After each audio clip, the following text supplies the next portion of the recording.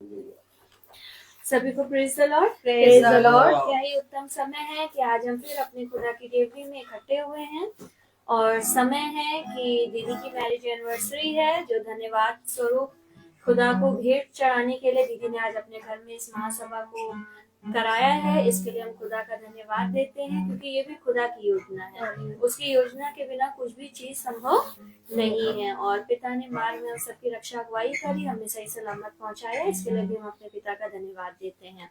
हर एक बात के लिए हम धन्यवाद देते हैं जो सुबह से लेके अभी तक पिता ने हमें अपनी आशीषों के रूप में दी है।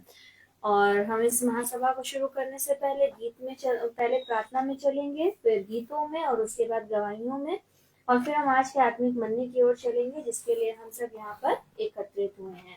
तो मैं निवेदन करूंगी घर का कोई भी सदस्य एक प्रार्थना में अगुवाई करे।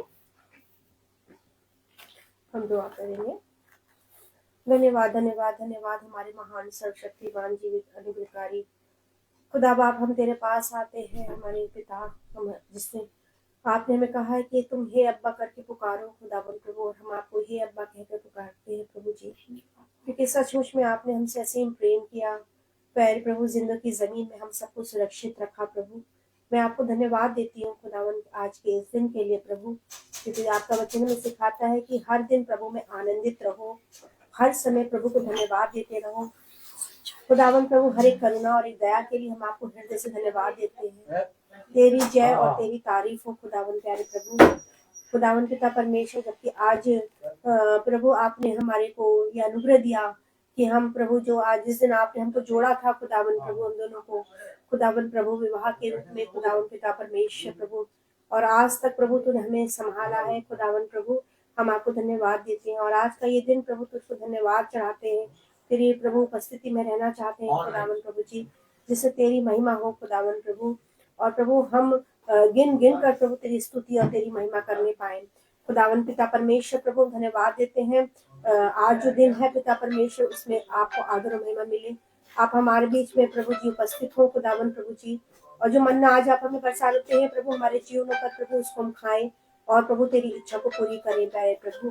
खुदावन प्रभु जी, हम धन्यवाद देना चाहते हैं प्रभु अपने याजक के लिए खुदावन प्रभु, जो तूने हमें दिया खुदावन पिता परमेश्वर, जिसके द्वारा हम प्रभु वो आत्मिक मन्ना खाते हैं जो आप हमें प्रतिदिन देते हैं, और उससे हम नया बल और नई कुव्वत पाते हैं और तेरे मार्ग पर चलने के लिए प्रभु अपने आत्म प्राण शरीर अर्पण करते हैं खुदावन पिता परमेश्वर। धन्यवाद देती हूँ पिता परमेश्वर, ये अवसर आपकी ओर से हमें मिला। आप ना चाहते तो ना मिलता, मगर प्रभु ये आपकी दया और करुणा है जो आपने हम पर रखी प्रभु, कि खुदावन प्रभु हम आज के दिन को देख सके प्रभु, और हमारे बच्चों को, हमारे परिवार को, हमारे घराने को, हमारी मंडली को, सबको तूने अपने आप आंखों तले सुरक्षित रखा प्रभु। खुदावन हर एक प्रार्थनाओं का उत्तर आप हमें हाँ और आमीन में देते हैं खुदावन पिता परमेश्वर। खुदावन प्यारे प्रभु जी, हम धन्यवाद देते हैं खुदावन पिता परमेश्वर, हमारे हृदय धन्यवाद से भरे हुए हैं खुदावन प्रभु जी, और जितना भी हम धन्यवाद करें प्रभु कम है प्रभु। आज गीतों का गाया जाना वो आपको महिमा के लिए हो प्रभु जी, और आपको ग्रहण योग्य हो। और खुदावन जो गवाहियां हैं प्रभु जीवन में, उस पर भी प्रभु जी आपका आत्मा मंडराए और आप प्रभु जी महिमा पाए प्रभु उसके द्वारा खुदावन प्यारे प्रभु जी। और जो मन हम खाते हैं उसमें हम नया बल शक्ति पाकर प्रभु एक प्रभु जी आपके प्रेम में और आपके विश्वास में निरंतर बढ़ते चले जाएं खुदावन प्रभु जी, और हमेशा अपने आप को तैयार समझिए प्रभु, तैयारी के मन में रहे प्रभु जी, क्योंकि पिता परमेश्वर पल पल पिता परमेश्वर हमें आप में रूपांतरित होना है, आपके समान आपकी स्वरूपता में बनना है प्रभु जी। इसलिए पिता परमेश्वर अपने हर एक भूल चूक कमजोरियों को तेरे दाहिने बलवान हाथों में देते हैं कि वो हमारे जीवन से दूर हो, और प्रभु हम विशेष फजल आपका प्राप्त करें प्रभु जी। सारी बातें तेरे हाथों में देते हैं प्रभु जी, और हर एक बात के लिए आपको सिर्फ और सिर्फ धन्यवाद देती हूँ खुदा। Thank you. सारा आदर महिमा जलाल हम आपको देते हैं, सब कुछ अपने धार करते यीशु नासरी के नाम से मांगते हैं, आमीन। Praise the Lord, hallelujah hallelujah. गीत की तरफ जाएंगे और गीत गाएंगे, दिन दिन के स्तुति करो।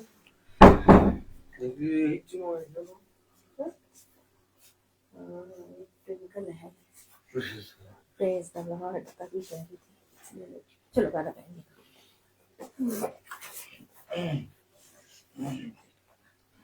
दिन दिन के स्तुति करूं, बेशुमार तेरे दानों के लिए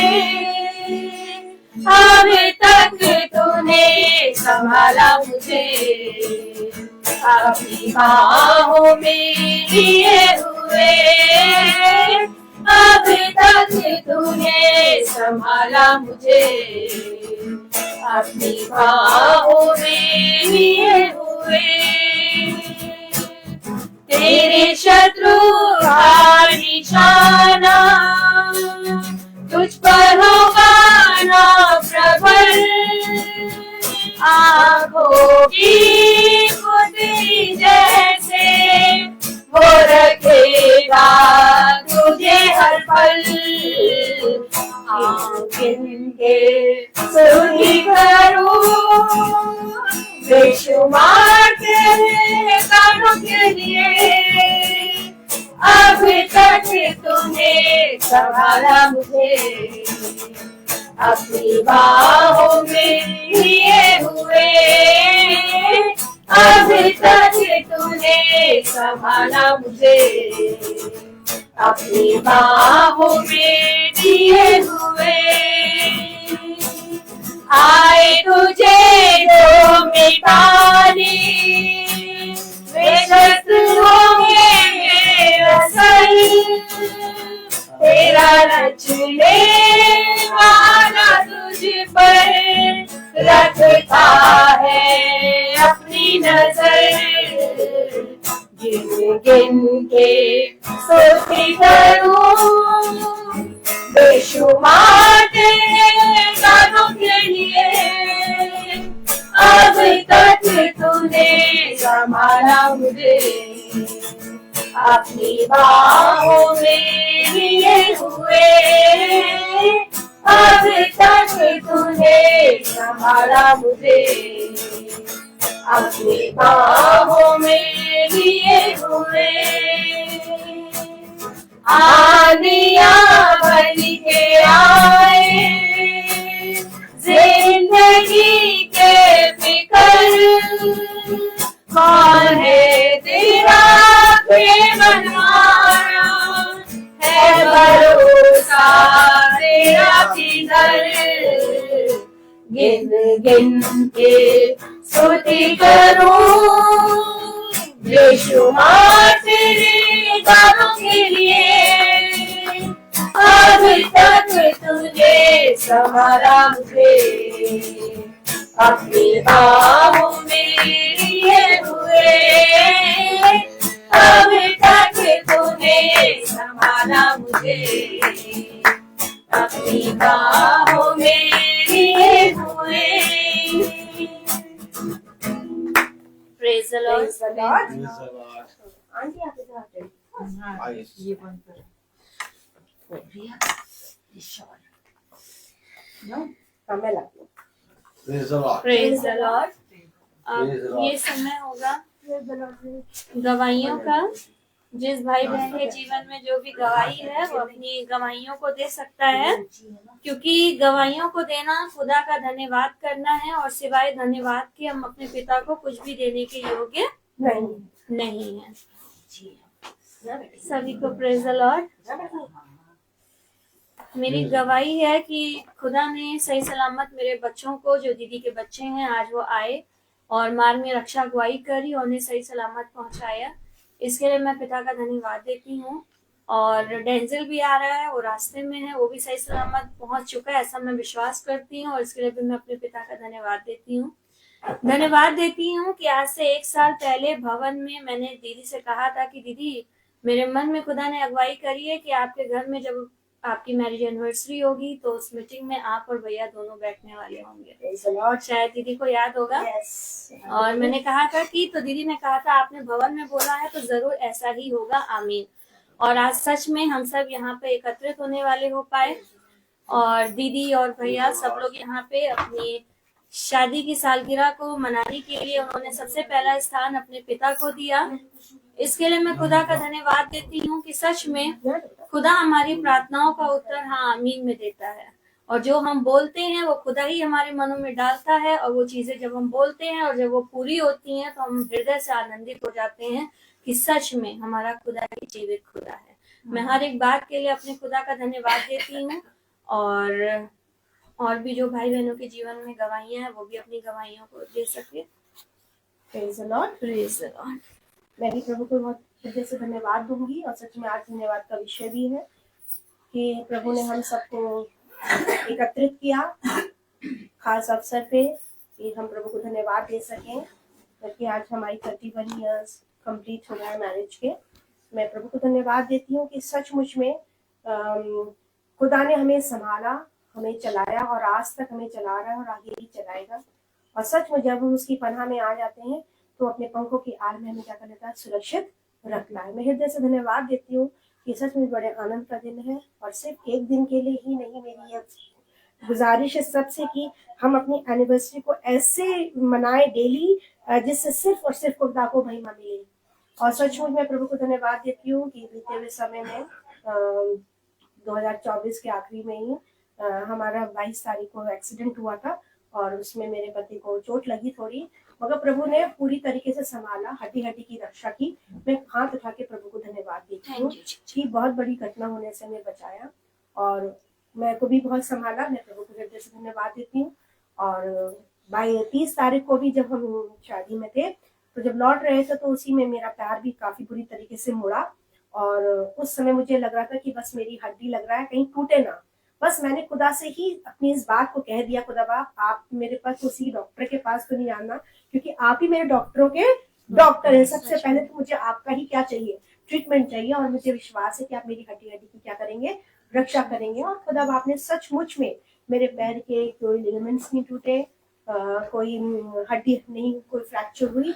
और मैं प्रभु को देती हूँ कि प्रभु ने मुझे इतनी सामर्थ्य दी कि मैं वो चल पा रही थी। मुझे इतनी हिम्मत और अफजाई दी कि मैं चलने में सामर्थ मुझे खुदा ही ने दी, और आज भी मुझे प्रभु चला रहा है। और मैं प्रभु को धन्यवाद देना चाहती हूँ कि सचमुच अपने बच्चों के लिए भी मैं धन्यवाद देती हूँ, डैनी छोटू के लिए भी और हमारे अपने ब्लेसी के लिए। उस समय ये तीनों बच्चे साथ साथ थे, और खुदा ने इन लोग को इंतजाम बनाया, और मेरा उस समय मुझे फर्स्ट एड मिल सका। मैं प्रभु को धन्यवाद देती हूँ कि सचमुच प्रभु तेरी करुणा निधान परमेश्वर है, और वो हमेशा हमारी क्या करता है, रक्षा करता है। ये रक्षा तभी होगी जब हम अपने जीवन को पूरे जीवन को आत्म प्राण शरीर को प्रभु के हाथ में समर्पित करके चलेंगे। क्योंकि खुदा कहता है कि जब तुम मेरी तरफ नजरें करते हो तो मेरी भी तुम्हारी नजरें तुम्हारे ऊपर पूरे समय बनी हुई है, और मैं उस करुणा के लिए धन्यवाद देती हूँ। मैं विशेष रूप से धन्यवाद एक विषय के लिए और दूंगी कि मेरे सारे बच्चों को प्रभु ने सुरक्षित रखा, हमारी प्रार्थनाओं को हाँ और आमीन में उत्तर दिया हर चीज के लिए। मैं हृदय से प्रभु को धन्यवाद देती हूँ कि सचमुच भला परमेश्वर है जो हर समय हमारे साथ सर्वदा बना रहता है। और इस संगति के लिए विशेष रूप से धन्यवाद देना चाहूंगी खुदा को कि सचमुच ये प्रतिदिन का जो मन्ना हम जो रोज खाते हैं, ये हमें एक ऐसा बल देता है, एक ऐसी सामर्थ्य देता है, एक ऐसी पॉजिटिविटी को हमारे जीवन में उत्पन्न करके देता है। जैसे कि अगर हम एक हफ्ता खाना ना खाएं तो हम बड़े फीवर से हो जाएंगे, बड़े वीक हो जाते हैं। अगर एक भी दिन हम लोग खाना ना मिले तो हमें बड़ी कमजोरी लगने लगती है, चक्कर आने लगता है, घबराहट होने लगती है, तमाम वो चीजें आ जाती हैं। मगर जब हम रोज मन्ना खाते हैं तो प्रभु हमें क्या देता है, नया बल देता है। और ये रोज हमें चाहिए। हमें हफ्ते में 1 बार या 2 बार खाने के लिए नहीं, परंतु प्रतिदिन चाहिए, और समय पे प्रभु आता है। ये समय में प्रभु आज हमारे बीच में क्या है, उपस्थित है, और हमें प्रभु का आदर करना है। ये वक्त होता है जब खुदा आए और हम उसका निरादर किसी रीति से ना करें, ना अपने अभिषिक्तों का निरादर करें किसी रीति से, और ना ही हम जो है प्रभु को अनादर दे अपनी बातों से। और मैं प्रभु को धन्यवाद देती हूँ कि सचमुच में प्रभु ने हमें एक नई सामर्थ्य कुव्वत दी है। और मैं धन्यवाद देती हूँ आंटी के लिए भी कि आंटी भी इतने ठंड में, आंटी से मैंने कहा कि आंटी ऐसा, आंटी कहीं नहीं, मैं आऊंगी, जरूर आऊंगी। मैं उनके इस प्रेम के लिए प्रभु को धन्यवाद देती हूँ, और सारे बहन भाइयों के लिए देती हूँ जो आए इस समय। और जैसे बहन ने भी कहा कि बच्चे आए हुए हैं, ये गवाही है कि जब हमारे मिलने वाले खड़े हैं और हम किसके पास जा रहे हैं, खुदा से मिलने की वजह। प्रभु ने कहा ना, अगर तुम अपने बच्चों को और अपने पति को, पत्नी को, अपने रिश्तेदारों को मुझसे अधिक प्रिय जानोगे तो तुम मेरे योग्य नहीं। ये गवाही है। ऐसे ही जैसे आज बहन ने कहा, ऐसे एक दिन मैं भी अपनी बहन मम्मी से, मेरे पापा भी आए हुए थे, मैं फेथहोम जाती थी चर्च में, और रास्ते में मुझे मम्मी पापा आते हुए दिखे। तो मम्मी पापा कहने लगे कि वो आए, और मेरे बड़ी खुशी हो गई, मेरा टाइम था फेथहोम जाने का। तो मैंने भी यही कहा, मामा घर चलो, मैं भी थोड़ी देर में आती हूँ। मैं सोच रही हूँ कि मैं आई हूँ, शायद मुझे को अपने घर लेके जाएगी, बिठाएगी, करेगी। मैंने कहा आप लोग चलो, मैं अभी थोड़ी देर में आऊंगी। हो सकता है उनको इस चीज का अंदर से लगा हो, मगर मुझे भी खुदा ने सिखाया था कि देख तू मेरे सामने जब तू मुझे ग्रहण करती है, उस समय तो इन चीजों को क्या कर, पीछे रख। और सच में जो अपने जीवन में ऐसा करते हैं, हम नई नई आशीषों को प्राप्त करते हैं। आमीन। और जब मैं वहां से आई, मम्मी कहने लगी मैं आई और तुम तो चली ही गई। मैंने कहा हाँ मम्मा। मैंने उनको ज्यादा एक्सप्रेशन तो नहीं दिया कुछ ज्यादा, क्योंकि वो मेरी माँ है, मगर मैंने उनको बताया उस चीज के लिए कि मुझे वहां पहले उपस्थित होना जरूरी है। मैं प्रभु को धन्यवाद देती हूँ कि सचमुच में ऐसी गवाहियां हमारे जीवन में उत्पन्न होनी चाहिए और हमें देनी भी चाहिए, क्योंकि इससे हमारे सिर्फ और सिर्फ हमारे खुदा को क्या मिलती है, महिमा। Praise the Lord. Praise the Lord. किसी के जीवन में कोई गवाही हो तो दे सकते हैं। मैं बोलूंगी। मैं खुदा का धन्यवाद करती हूँ कि आज मैं यहाँ पे दुआ में आ सकी। और मेरे को 6 महीना पहले बहुत ज्यादा मैं गिर पड़ी थी एस्केलेटर पे, तो मुझे चोट लगी, पर खुदा का शुक्र करती हूँ कि उसने मुझे हड्डी टूटने से बचाया, मरने से बचाया। हिप में मेरे चोट लगी और मुझे कई हफ्ते भर के बाद पता चला कि दर्द है, और अभी भी अब कोई दर्द नहीं है। खुदा का शुक्र करती हूँ कि दर्द नहीं है, पर जब मैं काफी देर बैठ जाती हूँ तो उठती हूँ, तब फिर उठने में थोड़ी तकलीफ होती है। 4-6 कदम चल लेते हैं तो ठीक लगने लगता है। मैं उसका धन्यवाद करूंगी। और मैं बिल्कुल अकेली हूँ, आप लोग सबको मालूम होगा कि मैं बिल्कुल अकेली हूँ, और इस समय मेरे पास सर्वेंट भी नहीं है, ना कोई किराएदार है। तो मैं उससे दुआ करती हूँ कि उसकी कोई मर्जी है इसमें कि मुझे दोनों नहीं है, और उसने मुझे इतनी ताकत और कुव्वत और सेहत दी है अच्छी कि मुझे कोई तकलीफ नहीं। मैं इस ठंडे में सारा काम घर का करती हूँ, सब कुछ करती हूँ। ये बच्चे हैं बुलाते हैं तो मैं इनके पास आ जाती हूँ, क्योंकि अब रिश्तेदारों में इनकी माँ, बंटी की माँ की तरफ से कोई नहीं है, मैं ही बुजुर्ग हूँ, तो ये लोग मुझे काफी इज्जत और आदर देते हैं। खुदा का शुक्र है। कुछ भी करते हैं तो बुला लेते हैं, तो मैं खुशी खुशी आती हूँ कि अभी कोई है जो पूछने वाला। मेरा बेटा तो बहुत दूर है, तो उसकी मैं वो चिंता भी नहीं करती हूँ कि ना वो आ सकता ना हम जा सकते, पर ये लोग सहारा है। कोई बात होती है तो बंटी से ज्यादा प्रिया मेरा ख्याल करती है, अक्सर घर आ जाती है, अक्सर कोई भी परेशानी होती है तो फोन करके बात। मैं खुदा का शुक्र करती हूँ कि जिसका कोई नहीं है उसके लिए भी कोई ना कोई रास्ता वो खोल देता है। और ये लोग मेरे लिए बहुत बड़ा, इनके लिए भी सहारा है कि मैं अभी खानदान में एक अकेली जिंदा हूँ, बाकी तो सब माँ की तरफ से कोई नहीं है। और पापा के तो रोनी भैया की तरफ से तो मैं नहीं ज्यादा जानती हूँ, पर इधर की तरफ मैं अकेली हूँ, तो मुझे एक सहारा रहता है कि हाँ इनको मैं फोन करूंगी तो ये मेरा कुछ ना कुछ जरूर मदद करेंगे। मैं खुदा का शुक्र करती हूँ कि और मुझे कोई तकलीफ नहीं। मैं 77 क्रॉस कर चुकी हूँ और चल लेती हूँ, फिर लेती हूँ, बस वही थोड़ी सी तक, वैसे दर्द कुछ नहीं होता है, पर धीरे धीरे वो भी चला जाएगा। आमीन। पर मैं शुक्र करती हूँ खुदा का कि कोई ना कोई रास्ता वो निकालता है, कि कोई जिसका नहीं है उसका भी कोई होता है। तो उसका मैं बहुत धन्यवाद करती हूँ कि वो मेरे साथ है। रत्ती मजला मकान है, कभी कभी मैं डरती हूँ, इंसान हूँ, शैतान छेड़ता है, फिर मैं उससे दुआ करती हूँ कि नहीं, मुझे इंसान की जरूरत नहीं है, खुदा की जरूरत है, और वो मेरे साथ है। आज तक मुझे कोई शैतानी ताकत घर में नहीं घुसी, ना कोई परेशानी मुझे। मैं अपने आप सारा काम करती हूँ, कोई बात होती है तो मैं इन लोगों को पहले पूछती हूँ। तो खुदा का धन्यवाद हो कि मैं बिल्कुल सही हूँ, और खुदा करे वही मुझे ताकत देता है। अगर बीमार हो जाऊं या कुछ करूं तो मैं कहाँ जाऊं, कब तक दौड़ूंगी किसी के पास। तो बहुत उसने मुझे संभाला, मैं उसका लाखों लाख शुक्र करती हूँ। गलत काम और पाप तो होते हैं, इंसान है, पर फिर भी मैं बिना दुआ करे नहीं सो पाती हूँ कि जब तक उससे माफी ना मांगो। वो बड़ा रहीम करीम बाप है जो गलत काम करने पे बार बार मौका देता है और माफ भी करता है। धन्यवाद परमेश्वर। सचमुच में हम प्रभु को धन्यवाद देंगे कि सचमुच में हम कभी अपने आप को अकेला ना समझें, क्योंकि हमारे साथ हमारा क्या है, खुदा है। फर्स्ट है, जिस समय मैं गिरी थी उस समय मेरे पास भी मेरा पति थे, मेरे बच्चे थे उस समय, जिससे मेरा पैर मुड़ा था, सिर्फ मेरी नजरें किसके पास दौड़ी, खुदा के पास। क्योंकि उसी समय जो प्रेजेंट हेल्प होती है वो हमें खुदा से मिलती है। उस समय कोई हमारे साथ हो ना हो, हमारा खुदा सर्वदा हमारे साथ है। और उसी ने मुझे चलने के लिए क्या दी, ताकत दी कि मैं अपने पैरों को मोड़ सकी, चला सकी।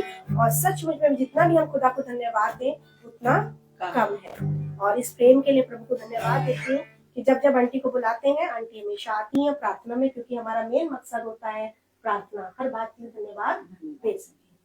Praise the Lord. Praise the Lord. मैं निवेदन करूंगी अपने भाई याजक से कि वो हमें वचन की ओर ले चले। God bless you. जो खाएं खाना उसके कामों में ले, कामों में लगाएं और कभी भी कोई रुकावट न बने खुदा के सामने। Praise the Lord. Praise the Lord. हम एक कोरस गाएंगे। तुझ में ही मेरी सुबह, तुझ में ही हर शाम, तुझसे ही करता शुरू हर कोई काम। शुक्रिया करता हूँ मैं लेख तेरा नाम, आदर और धन्यवाद आज तेरे नाम। शुक्रिया शुक्रिया शुक्रिया शुक्रिया। क्या दे सकता हूँ, क्या ला सकता हूँ, कहता तुझे बस शुक्रिया। क्या दे सकता हूँ, क्या ला सकता हूँ, कहता तुझे बस शुक्रिया शुक्रिया शुक्रिया शुक्रिया। Praise the Lord.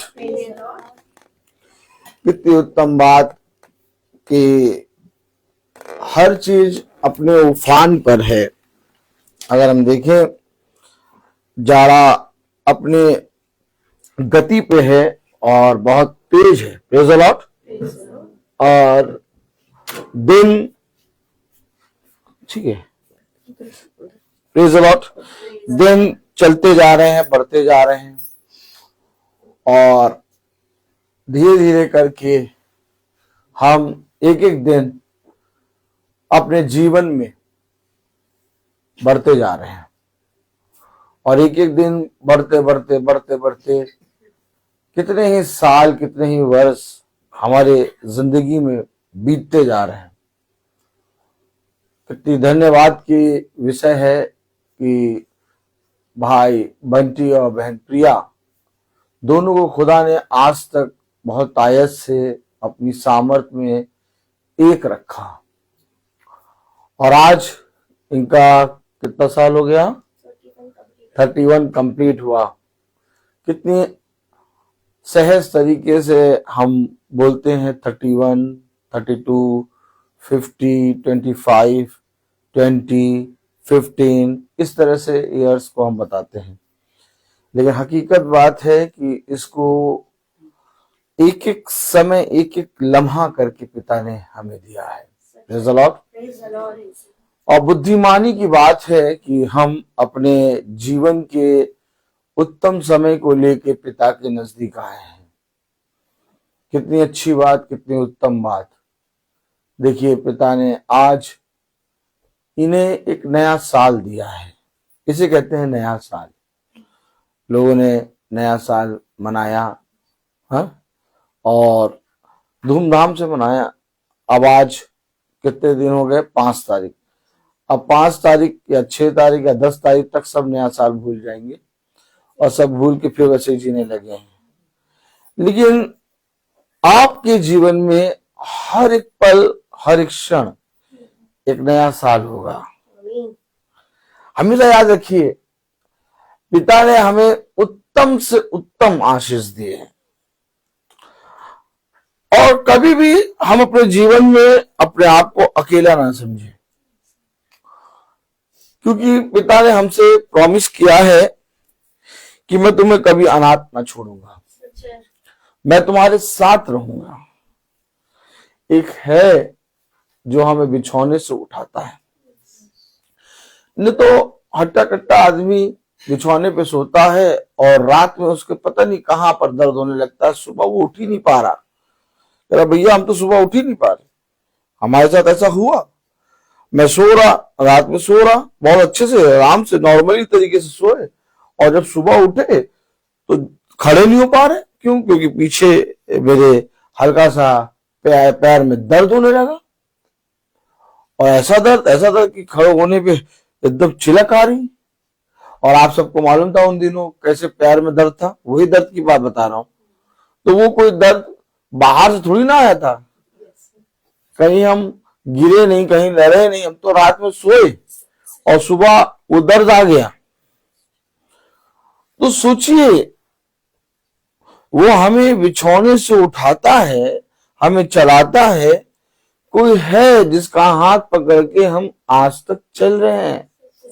अगर हम कहें कि हम चल रहे हैं, हम इधर उधर जा रहे हैं, हम खा पी रहे हैं, हम वहां जा रहे हैं, हम यहाँ जा रहे हैं, तो हम नहीं जा रहे हैं।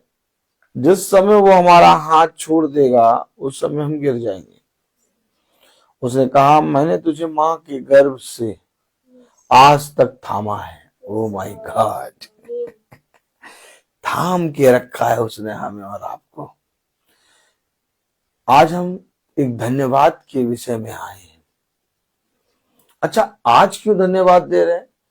धन्यवाद हमारे जीवन से हर समय होना चाहिए, क्योंकि धन्यवाद अगर आप अपने जीवन से देते हैं तो हमेशा याद रखिए कि इस पृथ्वी से स्वर्ग तक आपका धन्यवाद पहुंचता नहीं है।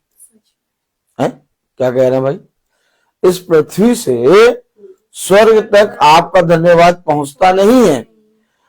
आपको अपने शब्दों में, आपको अपने जीवन में, आपको अपने जीवन के अंदर इतना पवित्र और इतना सामर्थ और इतना प्रभु का अनुग्रह रखना है कि आपका धन्यवाद स्वर्ग तक पहुंचे। भैया धन्यवाद स्वर्ग तक तो पहुंचे, अब कैसे पहुंचेगा स्वर्ग तक धन्यवाद? वचन में लिखा कि कोई भी बुरी वस्तु स्वर्ग से नहीं आती, स्वर्ग से हमेशा उत्तम फल आता है। तो आपके अंदर अगर कोई उत्तमता होगी, ओह माय गॉड, अगर आपके अंदर कोई उत्तमता होगी तो उस उत्तमता के कारण धन्यवाद स्वर्ग तक पहुंचेगा। अगर आपके अंदर उस उत्तम फल में एक भी फल नहीं है तो आपका धन्यवाद इस पृथ्वी तक सीमित रहेगा। इसलिए अवश्य है कि पेड़ अपने फल के द्वारा पहचाना जाता है, और जब तक पेड़ में फल नहीं होते तब तक उसका होना व्यर्थ होता है। इसलिए हमारे और आपके जीवन में इतना उत्तम फल हो कि हमारा धन्यवाद स्वर्ग तक पहुंचे। हमेशा याद रखिए, पिता हमें क्या क्या दे रहा है हमें दिखाई नहीं देता, लेकिन जब हम उसके उत्तम वरदानों को अपने जीवन में ग्रहण करते हैं तो हमें एक एक चीज दिखाई देने लगती है, एक एक लम्हा दिखाई देने लगता है।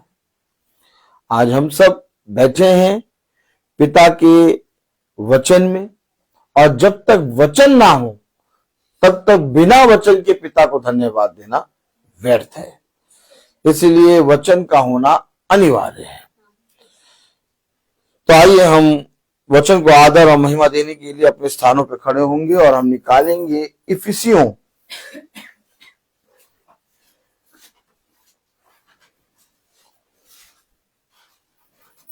इफिसियों 4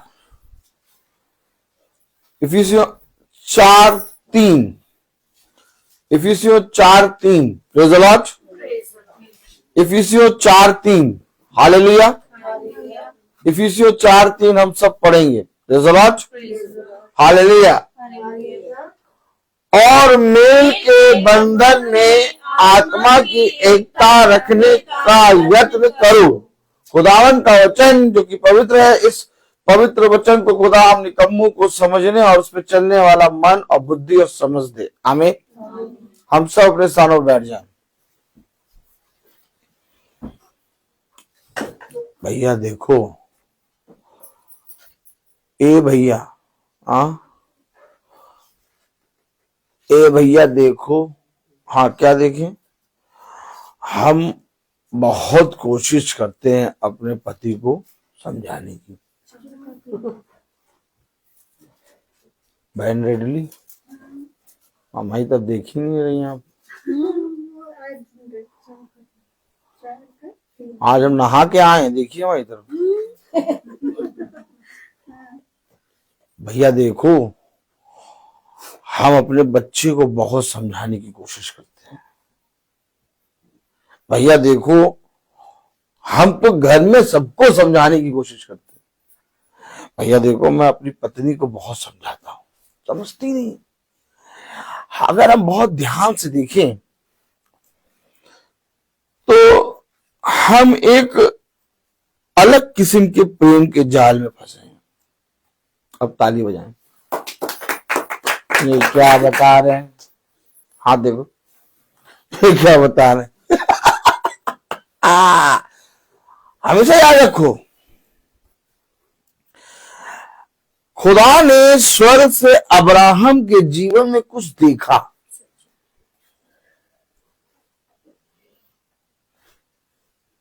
बहुत बढ़िया साड़ी लग रही है। खुदा ने अब्राहम के जीवन में स्वर्ग से कुछ देखा। एक बहुत बड़ी परीक्षा है ना ब्रदर, एक बहुत बड़ी परीक्षा अब्राहम के जीवन में आई, और ऐसे नहीं आई, किसी मनुष्य के द्वारा नहीं आई। अब्राहम के जीवन में खुदा ने कुछ देखा, और देखा क्या कि वो अपने पुत्र से बहुत समय दे रहा उसको। मैंने कहा ना, एक अलग किस्म के प्रेम में। देखिए, समझिए, बहुत खतरनाक है ये हिसाब किताब। उसने कहा यत्न करो। आपने क्या पढ़ा? इफिसियों 4:3 में आपने क्या पढ़ा? और मेल के बंधन में आत्मा की एकता रखने का यत्न करो। यत्न करना है। क्या यत्न करना है? पत्नी को बनाने का यत्न नहीं, पति को मनाने का यत्न नहीं, बच्चों को मनाने का यत्न ना करो। जितना इनको यत्न करोगे, इनको जितना मनाओगे, ये उतना बिगड़ेंगे। क्या कहा कलाम में, क्या लिखा वचन में, क्या पढ़ते आ रहे वचन में? बालकों को अपने पास ना आने दो, मेरे पास भेजो। अगर तुम अपने पास रखोगे तो अपने जैसे बना दोगे। कब से आप पढ़ रहे हैं? उसने कहा बालकों को मेरे पास आने से ना रोको। हम बच्चों को समझाने का, हम पत्नी को समझाने का, हम पति को समझाने का यत्न कर रहे हैं, लेकिन यत्न क्या करना है? फिर से पढ़ो। और मेल के बंधन में आत्मा की एकता रखने का यत्न। आत्मा की एकता, मेल के बंधन में, अर्थात पिता ने कहा खुदा के निकट आओ तो खुदा भी तुम्हारे निकट आएगा। मेल के बंधन में आत्मा की एकता का, आप समझ रहे नहीं समझ रहे? आधे से ज्यादा जिंदगी बीत गई पत्नी को समझाते हुए, आधे से ज्यादा जिंदगी बीत गई बच्चों को समझाते हुए। अब जो जिंदगी बची है उसमें भी बच्चों को समझाते और पत्नी को समझाते, पति को समझाते हुए बीत रही।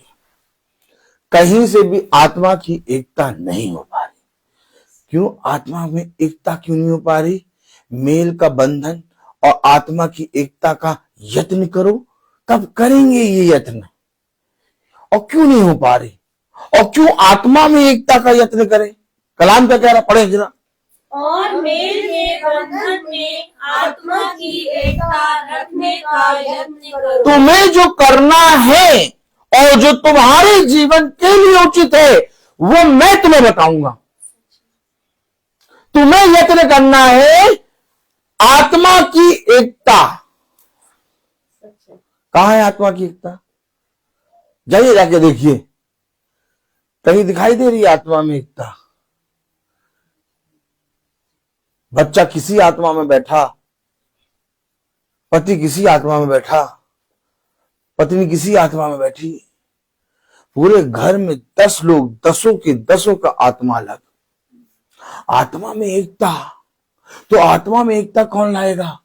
अगर इफिसियों 4:4 पढ़े तो कलाम में लिखा, एक ही देह आप समझो, सबसे पहले, इससे पहले कि तुम आत्मा में एक हो, इससे पहले कि तुम मेल का यत्न करो, आत्मा में एक होने का यत्न करो।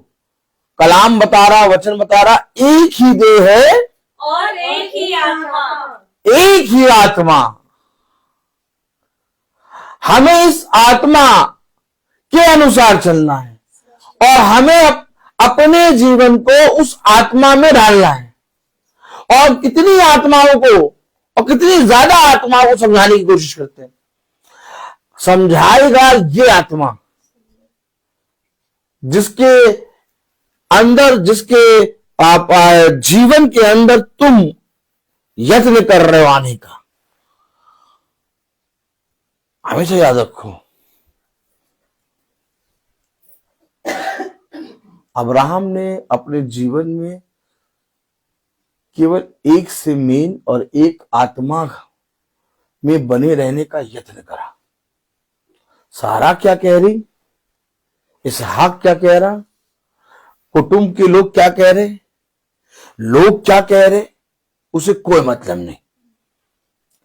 वो आत्मा में इस तरह से एक था, इस तरह से एक था कि अगर अब आप बहुत ध्यान से देखें तो इसहाक के द्वारा भी खुदा ने कितने काम किए। क्या सोच रहे हैं आप? इसहाक को खुदा का नूर, अर्थात खुदा कहता मैं अब्राहम, इसहाक, याकूब का खुदा हूं। आप क्या सोच रहे हैं इसहाक पर खुदा की दृष्टि कैसे बनी रही?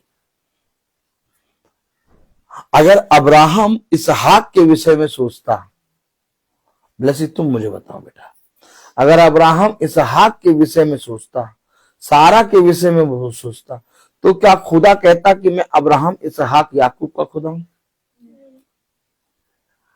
इसहाक हमेशा पिता को देखता, सारा हमेशा अपने स्वामी को देखती। ओ माय गॉड, कुटुंब के लोग हमेशा अपने स्वामी को देखते। एलियाजर हमेशा अपने स्वामी को देखता।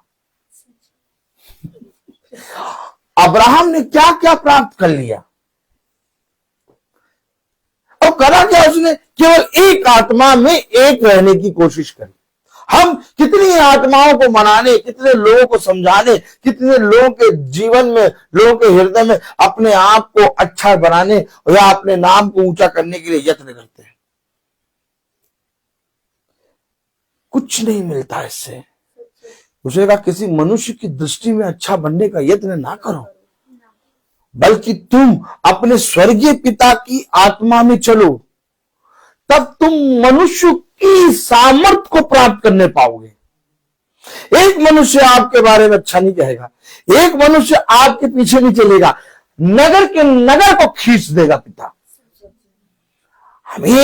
हमें अपने जीवन में एक ऐसी आत्मा के अनुसार चलना है।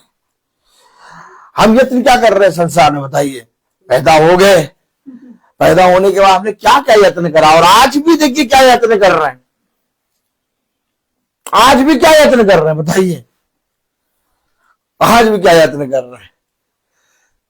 आज भी इंसान अपनी पत्नी को, अपने पति को खुश करने का यत्न कर रहा है। एनिवर्सरी है तो एनिवर्सरी में अपनी पत्नी को बहुत बड़ी जगह ले जाने की कोशिश कर रहा है, इसको खुश कर दे। या तो पत्नी अपने पति को अच्छा गिफ्ट देने की सोच रही, तो ऐसा गिफ्ट देने इसको खुश हो जाए। हेलो, ये पति और ये पत्नी का रिश्ता पिता ने इसलिए दिया ताकि दोनों एक रहें। और जब एक आत्मा के विषय में यत्न करेंगे एक होने की, तो ऑटोमेटिक एक होंगे। भाई खुदा ने क्या कहा, अब से ये दो नहीं एक है। और हमें यत्न क्या करना है, पढ़े जरा तीसरी आयत।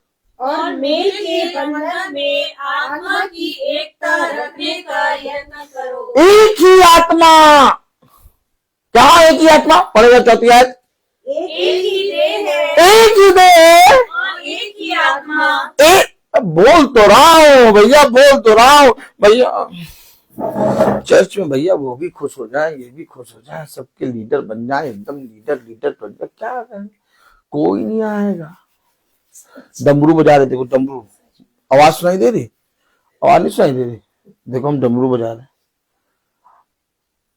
आज ईसाई लोग कोशिश ये कर रहे हैं कि हम पूरे चर्च के मुखिया बन जाए, बन जाओ मुखिया, लेकिन जिस दिन बीमार पड़ोगे या उठ नहीं पाओगे, मुखिया बनने के बाद भी संस्था का एक जना तुम्हारे घर में झांकने नहीं आएगा।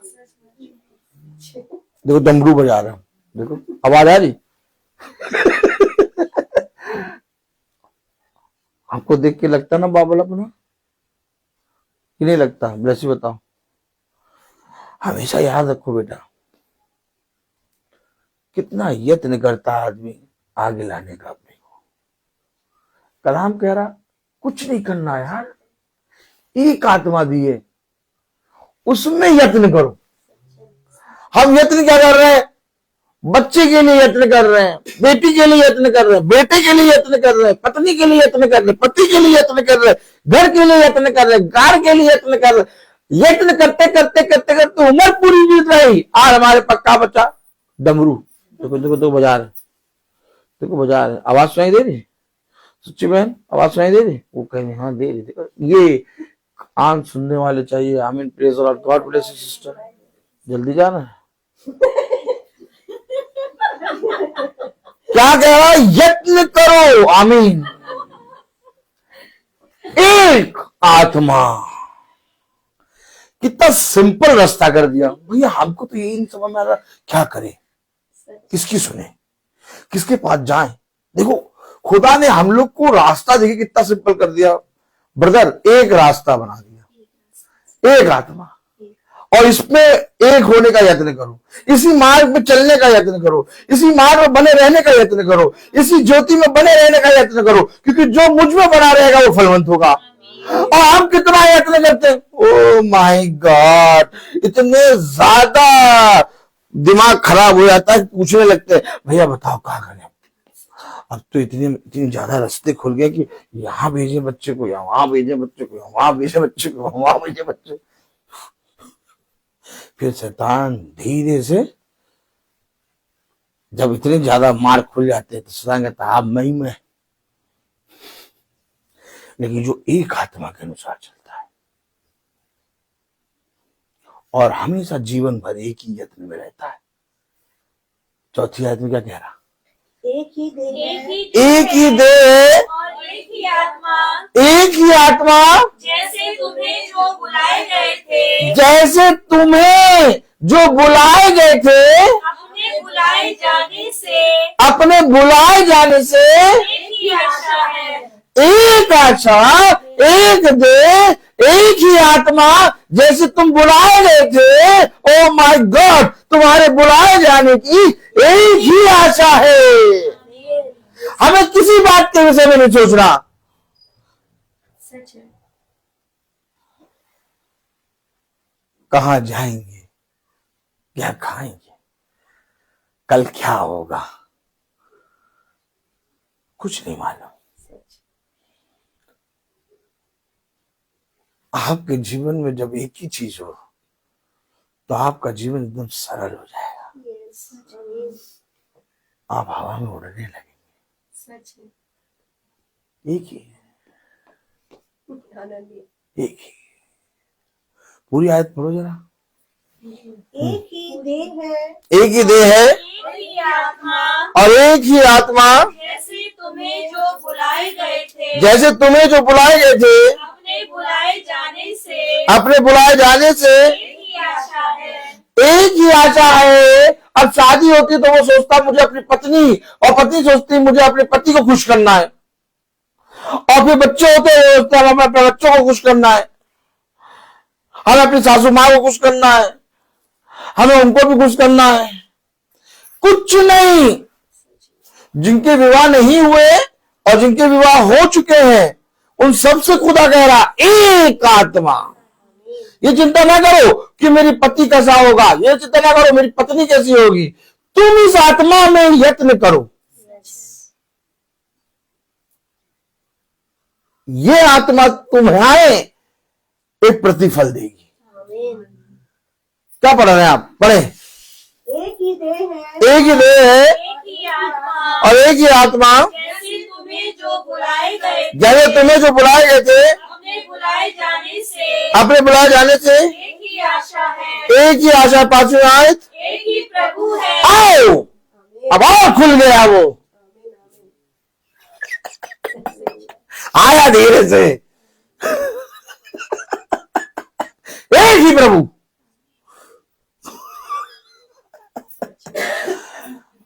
जब आप अपने जीवन में ढेर सारी आत्माओं को पाल लेंगे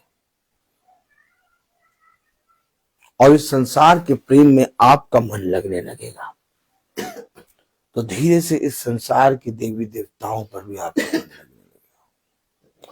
हकीकत बात पता क्या होता है? वो जो दिख रहा है उस पर आपको प्रेम लाता है, लेकिन यीशु मसीह का प्रेम जो दिख नहीं रहा उस पर है। अब जो नहीं दिख रहा उस पर कौन प्रेम करेगा? जो दिख रहा उसको जल्दी से प्रेम करने लगेगा। बात समझिए, बात समझिए। जब हम संसार में की वस्तुओं, संसार में के लोगों से बहुत प्रेम करने लगते हैं तो इस संसार में ही एक प्रेम की आत्मा, एक स्वर्गदूत, ज्योतिर्मय स्वर्गदूत की आत्मा घूम रही है। वो पहले आपको शरीर के और आपके रिश्तों पर आपको प्रेम कराएगा। अभी वो देवी देवताओं और इन सब चीजों पे नहीं ला रहा है। वो आप जहां इस लेवल पे आके खचाक से बैठे, बस आप सटाक से देवी देवताओं और बहुत सी चीजों पर विश्वास लाने लगेंगे, क्योंकि जैसे आपका मन में इस संसार में की वस्तुओं के प्रति प्रेम बढ़ जाएगा तो इस संसार में ही लूसीफर की सारी आत्माओं को गिराया गया था। आपका प्रेम इस संसार में की सारी देवी देवताओं पर आराम से आ जाएगा। आज लोग एक ही प्रभु को मान नहीं पाते। क्यों? क्योंकि उनका जीवन, उनकी पत्नी, उनका पति, उनके बच्चे, उनके आस पड़ोस के लोग, उनके ऑफिस की सेक्रेटरी, बहुत सी चीजों पर लगा हुआ है। मैं आपको सच कह रहा हूं, मैं आपको सच कह रहा हूं। और यही आत्माएं हैं जो आपको एक प्रभु पर ईमान नहीं लाने देती हैं। अब जब तक आप एक प्रभु पे ईमान नहीं लाएंगे तब तक कोई पत्नी अपने पति के प्रति वफादार नहीं हो सकती और कोई पति अपनी पत्नी के प्रति वफादार नहीं हो सकता। अगर आप एक प्रभु पर ईमान नहीं लाए, क्योंकि प्रभु ने ये रिश्ता जो आप नीचे पति और पत्नी का रिश्ता देखते हैं, एक विवाह का संस्कार देखते हैं, ये रिश्ता प्रभु ने अपनी आत्मा को रख के बनाया है। ये रिश्ता किसी मनुष्य के द्वारा नहीं गया। आप फिर समझें, आप फिर समझें। आप देखते हैं बहुत सहज तरीके से लोग एक ही प्रभु को नाम मान के कई देवी देवता, कई नामों पर झुकने लगते हैं। फिर आप धीरे से उनके जीवनों में देखिए, उनका प्रेम किसी एक पर स्थिर नहीं है। वो अपने जीवन में कई चीजों में बटे हुए हैं, लेकिन जो प्रभु में स्थिर है वो अपनी पत्नी और वो अपने पति के प्रति इतना ईमानदार कि उसको कोई संसार का रिश्ता छू नहीं सकता। अच्छा, एक बात और है, वो अपनी पत्नी की देह से नहीं प्यार करेगा और ना ही पत्नी अपने पति की देह से प्यार करेगी। आप समझ रहे हैं? नहीं समझ रहे? कभी कभी ऐसा होता है, आज एक बहुत भयानक आत्मा घूम रही है। ताली बजाएं। क्या ये कैसी आत्मा? ये बहुत भयानक आत्मा ऐसी घूम रही है कि पत्नी जो होती है और पति जो होता है, वो पति अपनी पत्नी से इतना प्रेम करने लगता है, इतना प्रेम करने लगता है, प्रेज़ द लॉर्ड, इतना प्रेम करने लगता है कि अब घर के सारे फैसले पत्नी लेगी। आप नहीं समझे? आप नहीं समझे?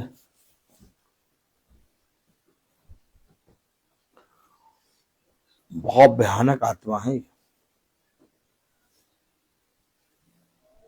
बहुत भयानक।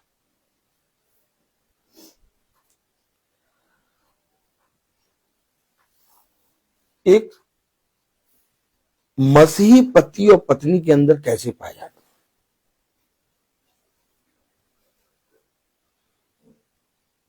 हमेशा याद रखना, अगर आपका एक ही प्रभु है तो आप एनिवर्सरी और बर्थडे और अपने जीवन के उत्तम उत्तम दिनों के विषय में बाखूबी जानते हैं, बाखूबी। मेरे साथ मेरी पत्नी जो कि 15 साल हो गए, अब 16वां साल होगा, और खुदा ने जो रिश्ता दिया है उसमें और जितनी आयु खुदा देगा हमें हाँ और आमीन मंजूर है। आमीन। लेकिन हमेशा याद रखिए कि एक देह से हम बहुत लगाव करके प्यार करने लगते हैं। बात समझिएगा। मेरे लिए मेरी पत्नी प्रेम का विषय है, मेरे लिए मेरी पत्नी बहुत अच्छा विषय है। मेरे पिता ने एक बड़ा प्रतिफल दिया, लेकिन हम आत्मा में एक हैं। बहुत गहराई वाला रिश्ता बता रहा हूं मैं आपको। अब ये रिश्ता आप तब समझेंगे जब आप वचन में आएंगे या वचन को समझेंगे। आप अपनी पत्नी के प्रति, आप अपने पति के प्रति तब ईमानदार बनेंगे जब आप प्रभु को जानेंगे, प्रभु को जानेंगे। क्योंकि हकीकत में मेरी पत्नी और मेरा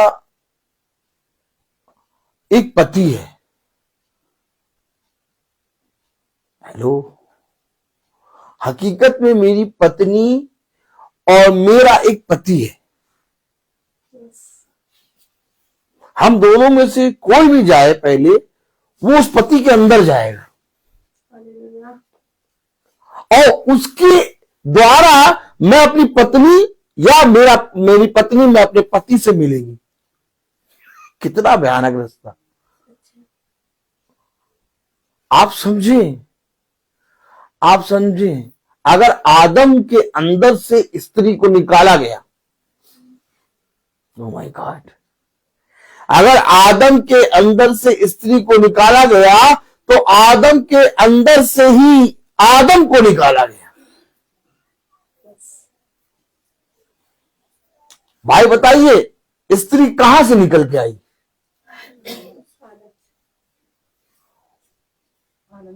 उसे कहा ये नर से निकली, उसे कहा ये नर से निकली। अगर ये नर से निकली है तो मेरे प्यारे भाई बहनों, स्त्री और पुरुष इस खुदा के अंदर है, और अगर हम इस खुदा के प्रति वफादार है तो हमारी एनिवर्सरी हर साल मनती रहेगी, चाहे हम इस पृथ्वी पर हो या ना हो। Oh my God. इसलिए जिसका पति ना हो वो ये ना कहे मैं विधवा हूं, क्योंकि तुम्हारा पति तुम्हारा खुदावन यीशु मसीह है। इसलिए उसने कहा कि तुम कभी अपने आप को अनाथ ना समझो। Oh my God. ये रिश्ता देखिए, हमेशा हम एक विवाह को भोज और एक विवाह को शादी करके एक बड़ा जश्न करके छोड़ देते हैं। नहीं, उसने कहा अलग ना हो, अलग ना हो। देखिए कलाम में क्या लिखा, वचन में क्या लिखा। इफिसियों उसका 4 अध्याय और उसकी 4 और 5 आयत पढ़े। एक ही देह है और एक ही आत्मा, हाँ जैसे तुम्हें जो बुलाए गए थे हाँ अपने बुलाए जाने से एक ही आशा है, एक ही प्रभु है, एक ही विश्वास, एक ही बपतिस्मा। एक ही प्रभु, एक ही विश्वास, एक ही बपतिस्मा, एक ही आत्मा, और उसी में एक होने का यत्न करना। अगर तुम प्रभु में एक होने का यत्न पृथ्वी में करने लगे, तुम्हारे बच्चे, तुम्हारी पत्नी, तुम्हारा घराना इसके अंदर है। आमीन। हम यहाँ यत्न करते हैं, एक होने, मेरा बच्चा मेरे साथ रहे, मेरा पति मेरे साथ रहे, मेरी पत्नी मेरे साथ रहे, और जितना चाहते हैं कि मेरे साथ रहे उतना ही देते रहेगी। देखा आपने, इसमें एक कर लो, जहां तुमने इसमें एक कर लिया वो तुम्हारे साथ बने रहेंगे। हमेशा याद रखो, हमेशा याद रखना, जो कुछ तुम्हें मिला, एक अच्छा पति, एक अच्छी पत्नी, अच्छे बच्चे, ये तुम लेके नहीं आए थे, सच है। ये तुम्हें उस खुदा ने दिया है। सच में। तो यानी ये सब, अर्थात मैं खुद उस खुदा के अंदर हूं, इसीलिए तो उसने कहा इस आत्मा में यत्न करो, इस आत्मा में यत्न करो। तब कलाम में लिखा, वचन में लिखा, इफिसियों 5, प्रेज़ द लॉर्ड, इफिसियों 5, हालेलुया, और उसकी 22वें आयत में लिखा, हे पत्नियों, अपने अपने पति के ऐसे अधीन रहो जैसे प्रभु के। ये देखिए अब आया, अब पत्नी को, पति के रिश्ते को प्रभु अपने में से क्यों मिला रहा है। हम पूजा अलग करते हैं, माजा अगरबत्ती अलग चढ़ाते हैं, यीशु मसीह से प्रार्थना हम करते हैं, वो प्रार्थना अलग है, और ये पति अलग है और पत्नी अलग है। पति तो पति है ना, और पत्नी तो पत्नी है। हम तो चर्च जा रहे हैं, कहां जा रहे हैं? चर्च जा रहे हैं भैया, चर्च, हम चर्च नहीं छोड़ते, चर्च नहीं छोड़ते।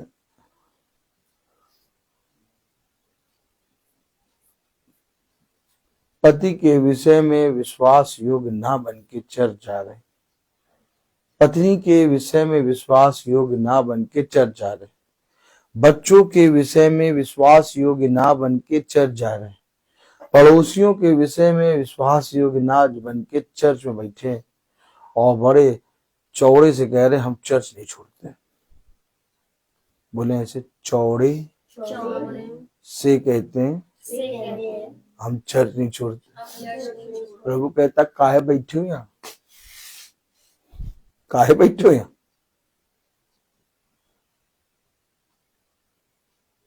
पत्नी के विषय में विश्वास योग्य नहीं है, पति के विषय में विश्वास योग्य नहीं है, बच्चों के विषय में विश्वास योग्य नहीं, पूरा घराना तबाह हुआ पड़ा है और चर्च में बैठे। क्या आपने जो पढ़ा इफिसियों 5:22 में क्या पढ़ा आपने? हे पत्नियों, अपने अपने पति के ऐसे, इससे पहले कि तुम आराधना में जाओ, आराधनालय में जाओ, ओ माय गॉड, अब इसको ऐसे पढ़े, हे पत्नियों, इससे पहले कि तुम आराधनालय में जाओ, अपने प्रभु, अपने पति से एक,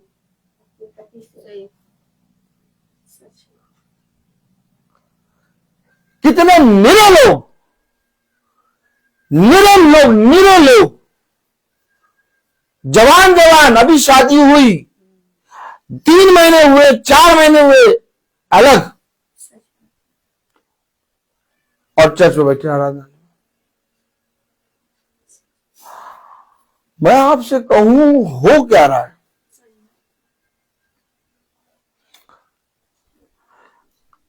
आप किस आराधनालय में जाके बैठना है? ये बाइबल, ये वचन, ये आराधना, ये प्रार्थना हमारे शारीरिक रिश्तों को दृढ़ करती है। जब तक हम अपने शारीरिक रिश्ते ठीक से नहीं बिताए, हम इसके विषय में बोल तक नहीं सकते। इसलिए तो कहा है खुदा, हर कोई प्रचारक ना बने। पता चला प्रचारक प्रचार कर रहा है और कलीसिया बैठी है, लेकिन प्रचारक के विषय में कलीसिया आना है बोल रही। उसके रिश्ते, उसका जीवन वचन से नहीं। और बने मुखिया बैठे संस्था के प्रचारक। जिस तरह प्रचारक के विषय में पिता कहता कि अवश्य है कि सबसे पहले कि तुम अपने संसार के जीवन को ठीक करो और अपने घर की व्यवस्था करना जानो, तब जाकर तुम पिता के कलीसिया को वचन से चराओ। क्योंकि जो कोई इस संसार में अपने घर की व्यवस्था को ठीक ना कर पाए, वो कलीसिया को कैसे चराएगा? ठीक इसी तरीके से जैसे प्रचारक पर ये बात आती, वैसे ही आप और हम सब पर ये बात आती है कि इससे पहले कि हम बाइबल उठा के पढ़ें, इससे पहले बोले कि हम बाइबल उठा के पढ़ें, हम यीशु मसीह का नाम ले, मैंने अपने पति के साथ कैसा व्यवहार किया,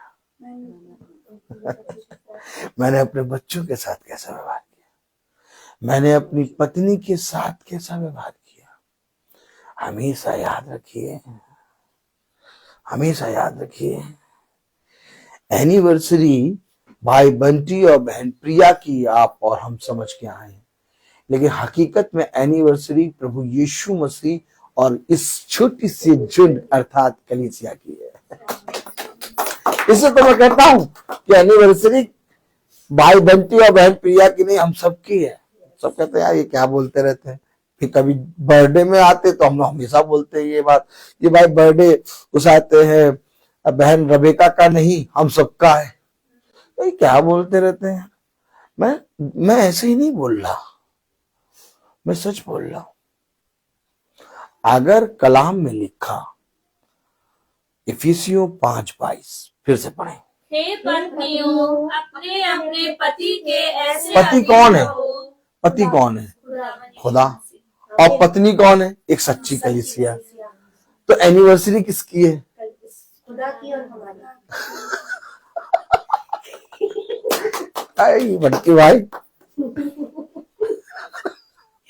ये बात अगर हर आदमी को समझ में आ जाए तो एनिवर्सरी कैसे मने? ओह माय गॉड, ये है जीवन। यीशु मसीह ने अपने आप को हमारे लिए दिया। हमारे लिए क्यों दिया? क्योंकि मैं तुम्हारे सारे उत्सव में, तुम्हारे सारे सुख और दुख में मैं तुम्हारे आगे खड़ा हूंगा। जैसे एक भला पति अपनी पत्नी के सारे दुखों में सबसे आगे खड़ा होता है, एक भली पत्नी अपने पति के सारे दुखों में सबसे आगे खड़ी होती है, वैसे ही इसलिए उसने कहा मैं तेरे आगे चलूंगा, क्योंकि वो हमारा पति है। और इससे पहले कि इस कलीसिया पे कुछ आ जाए, वो खड़ा है। इसलिए मेरे प्यारे भाई बहनों, हम प्रार्थना करते हैं कि वो हमारे घर के बाहर जाने और भीतर आने में रक्षा करेगा। वो एक भला पति है, वो अपनी पत्नी का ध्यान रखना जानता है। इसलिए जैसे ही पिता ने आज्ञा दी आदम को, तो कहा इसकी रक्षा करना। ओह माय गॉड, तो पति अपनी पत्नी की रक्षा करता है कि नहीं करता? ताली हो जाएगी नहीं। तो जब खुदा ने आदम को आज्ञा दी तो कहा इसकी रक्षा करना और उसमें काम करना। Oh my God. और वो उसकी रक्षा ना कर पाया और दुष्ट आया और दुष्ट ने उसको दुष्टता में डाल दिया। इसलिए फिर एक और आदम आया जो रक्षा करना बाखूबी जानता है। ये हमारा खुदा का वचन।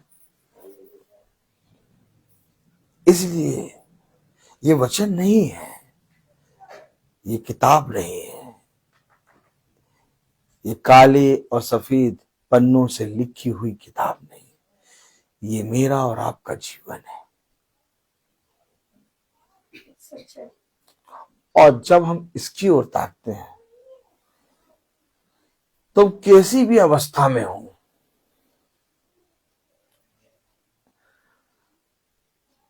उसने कहा मैं तेरे एक भी पाप को स्मरण नहीं करूंगा। तू मेरे पास लौटा, मैं तुझे हीम के समान श्वेत कर दूंगा। एक भला पति अपनी पत्नी की सारी बुराइयों को छोड़ के उसको एक बार फिर से एक्सेप्ट कर लेता है। मेरे प्यारे भाई बहनों, ये विवाह, ये एनिवर्सरी, ये पति पत्नी, ये बच्चे, ये सब पृथ्वी से नहीं मिला हमें, नहीं मिला पृथ्वी से। हमें ये सब मिला है स्वर्ग से। इसलिए मैं आपसे कह रहा हूं कि ये एनिवर्सरी, ये बर्थडे हम स्वर्ग में मनाएं। और इस समय हम स्वर्ग में हैं। आप मुझे बताइए,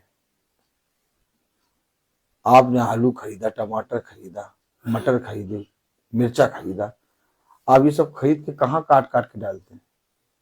जाता कुकर या तो डिच्ची में पकने के लिए, यस नो? तो वो कुकर और डिच्ची में क्यों जा रहा है?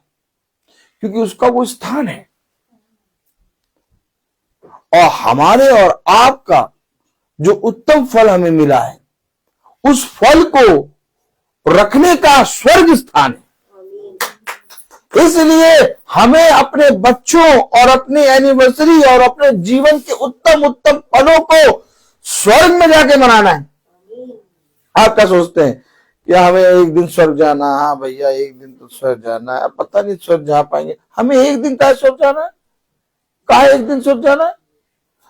स्वर्ग से उत्तम उत्तम वरदान तो ले लियो। ऐसे गर्दन करो। स्वर्ग से उत्तम उत्तम वरदान ले लियो, तब नहीं कहा कि ये भी वरदान मिल गया स्वर्ग से, ये भी वरदान मिल गया स्वर्ग से, ये भी वरदान मिल गया स्वर्ग से। अरे अब जब स्वर्ग से तुम्हें उत्तम उत्तम वरदान मिल गया, तो जो वरदान जहां का है, जो फल जहां का है, वहीं ले जाकर रख के मनाओगे ना।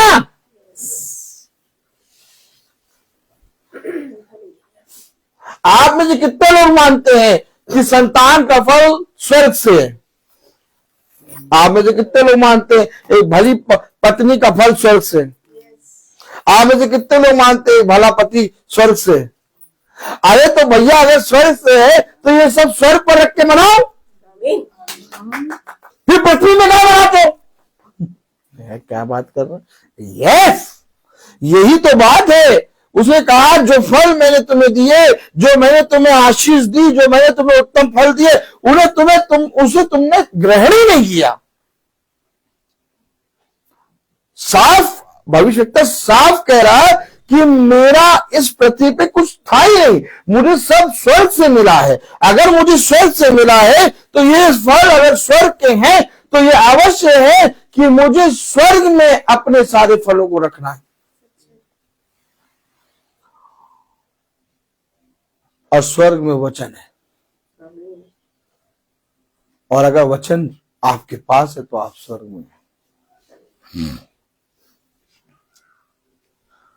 आप समझ रहे हैं पति पत्नी का रिश्ता क्या है?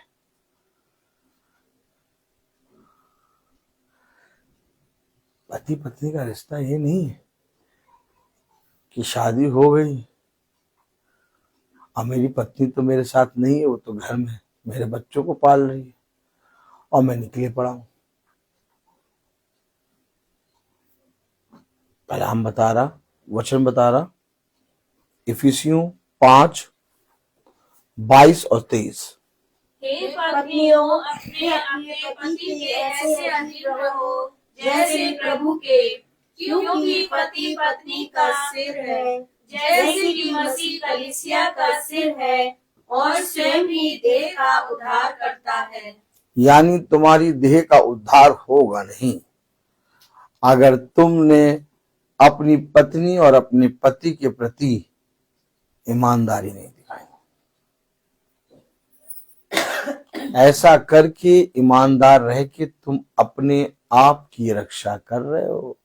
ये ना सोचना कि मैं अपनी पत्नी के लिए बहुत बड़ा काम कर रहा हूँ, देखो मैं अपनी पत्नी का कितना अच्छा पति हूँ, मैं अपनी पत्नी को छोड़ कुछ नहीं जानता। देखो देखो, ऐसा ना समझना। एक आयत पढ़े, प्रेज़ द लॉर्ड।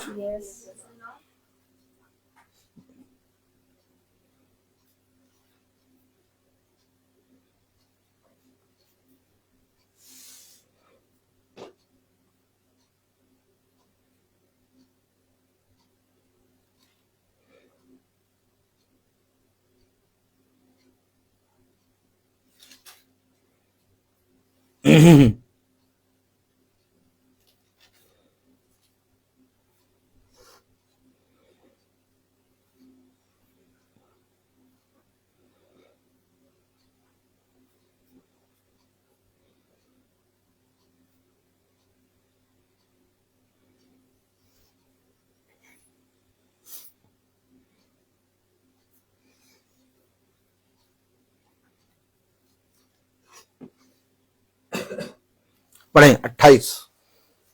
इसी प्रकार उचित है कि पति अपनी अपनी पत्नी से पति अपनी पत्नी से अपनी देह के समान प्रेम रखे। अब पति अपनी पत्नी से कैसे प्रेम रखे? अपनी देह के समान। पति अपनी पत्नी से पत्नी समझकर प्रेम करता है। पकड़िए वचन। और आराधनालय में बैठी,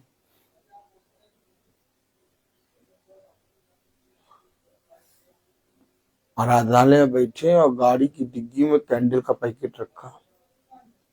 चेहरा देखते रहिए हमारा, चेहरा आप हमारा देखते रहिए। आराधनालय में बैठे हैं और गाड़ी की डिग्गी में कैंडल का पैकेट और एक अगरबत्ती माजा। कौन सी अगरबत्ती? गाड़ी की डिग्गी में रखा। एक डंडा, क्या? एक डंडा और उस पर तेल लगा हुआ और ले सुताइया करना शुरू करे याजक, तो कलीसिया एकदम टेढ़ी से सीधी हो जाए। भक्ति का रूप रख के बैठते हैं। उसने कहा मेरे उसे आते हैं मेरे मंदिर को डाकों की खो बना दिया।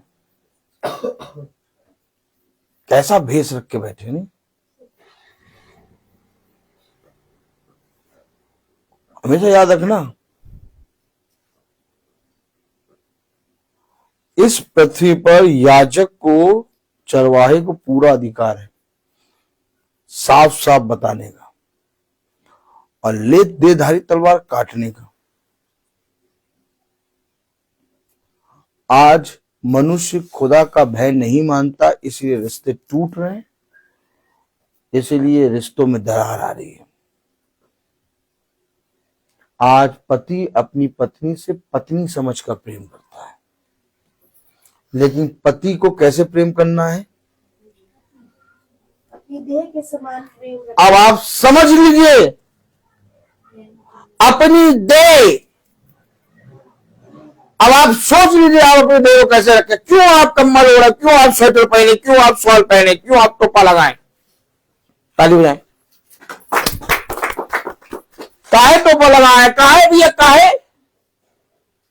हम कितना प्यार करते हैं नहीं अपनी देह से।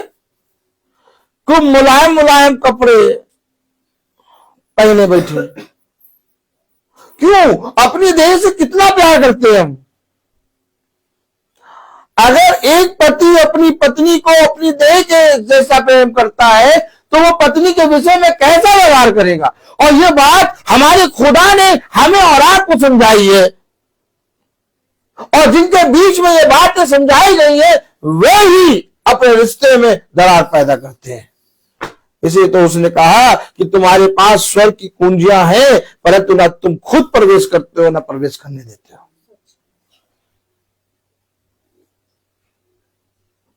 आए एनिवर्सरी, प्रभु आपको आशीष दे, आशीष दे, आशीष, अनुग्रह, सामर्थ भरपूर मात्रा में पिता देगा। जैसा वो कह रहा है उसके अनुसार करो। मेरे कहने से अगर आपको आशीष मिलने लगी, मैं बैठ के सुबह से रात तक बोलता रहूंगा आशीष मिले, आशीष मिले, नहीं मिलती, नहीं मिलती। आशीष, अनुग्रह, सामर्थ और एक लंबी आयु और इस पृथ्वी पर तुम्हें स्वर्ग के राज्य में प्रवेश कराने का और तुम्हारे जीवन का उद्धार करने का केवल एक रास्ता है, अर्थात उस आत्मा में एक होने का यत्न करो।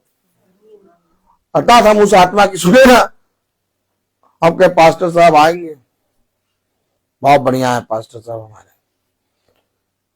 लगते नहीं है पास्टर,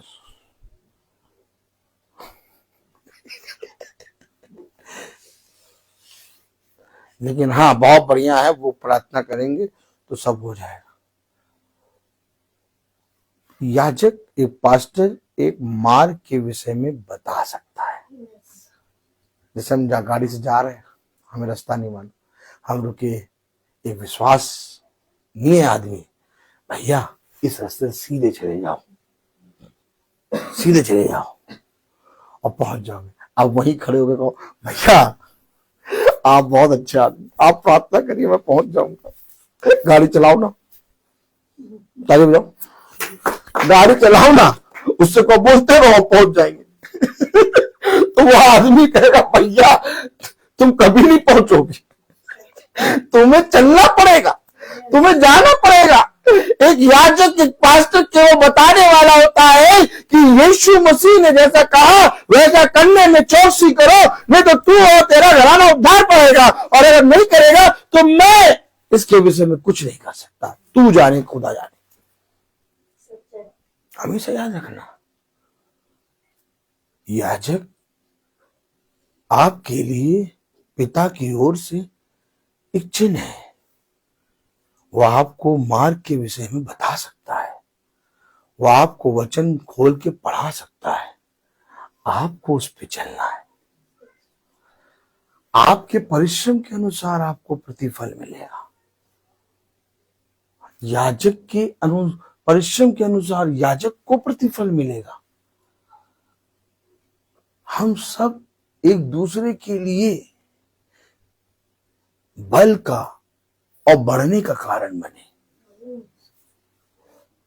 ऐसा नहीं कि याजक सब पूरी बाइबल याद करके आया, या याजक उठाते हैं, याजक जो कहेगा वो वही ठीक है।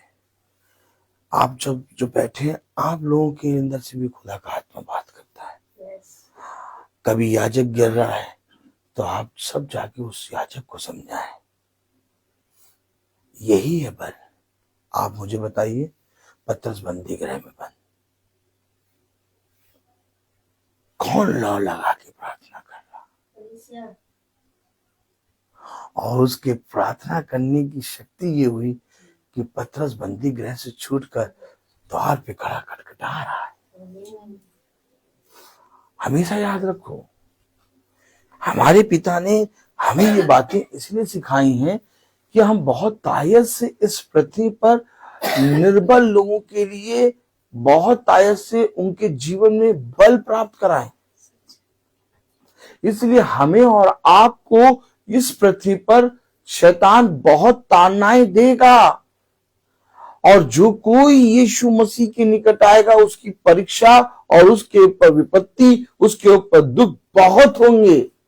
लेकिन मैं आपको एक बात की विषय में साफ साफ बताऊंगा, जितने बल, जितनी विपत्ति, जितने कलेश, जितने दुख हो, वो सब सटासट निकलेंगे, कोई छू नहीं पाएगा। आमीन आमीन। पृथ्वी के मनुष्य को एक विपत्ति पड़ती, वो नाश हो जाता, उसका अता पता नहीं लगता। तुम्हारे ऊपर करोड़ों तीर चलेंगे, लेकिन तुम ज्योति के समान चमकोगे और एक भी तीर तुम्हें छूने ना पाएगा। मैंने फिर कहा वो आगे खड़ा है, मैं फिर कह रहा हूं वो आगे खड़ा है, और वो आगे खड़ा है इसलिए शैतान अपने सारे बाण, सारे तीर, सारी चीजें छोड़ेगा।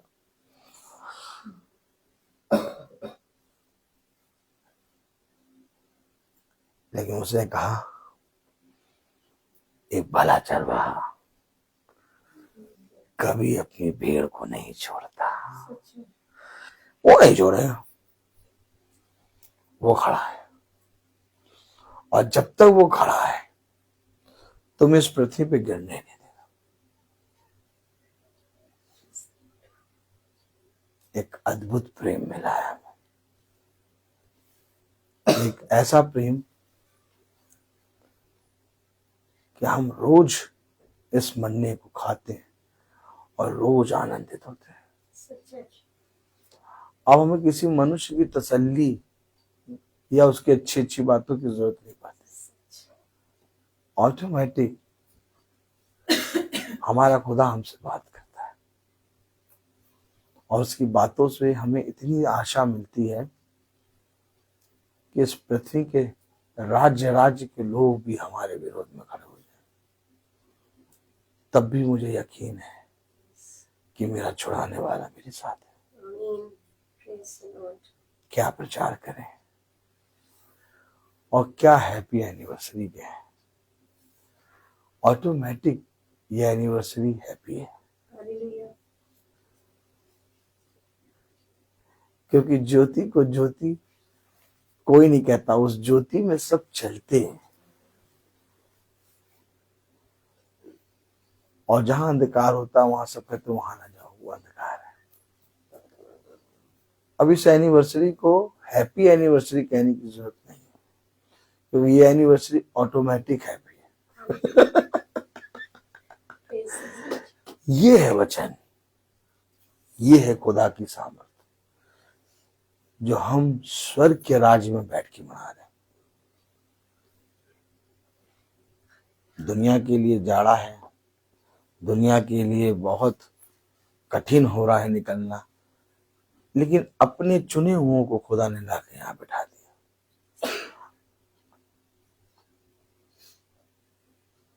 क्योंकि ये एनिवर्सरी भाई बंटी बहन प्रिया नहीं, इस छोटे से झुंड की प्रभु यीशु मसीह के साथ है, जिसका दुल्हा है यीशु मसीह और दुल्हन है हम।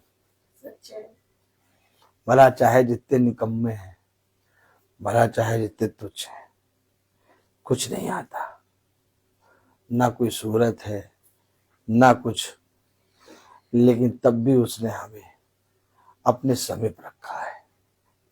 ये खुदा का अनुग्रह है, और ये सबसे बड़ी गवाही है कि हम पिता के एकदम निकट बैठे हैं। और हमेशा याद रखना, विवाह समारोह में चाहे जितनी भीड़ हो, दुल्हे के निकट दुल्हन बैठती है। मैं बोलता हर चीज का एक, आइए हम प्रार्थना में चलेंगे। Praise the Lord, hallelujah. और मेरा निवेदन है बहन सुच्ची से कि वो प्रार्थना में अगुवाई करें।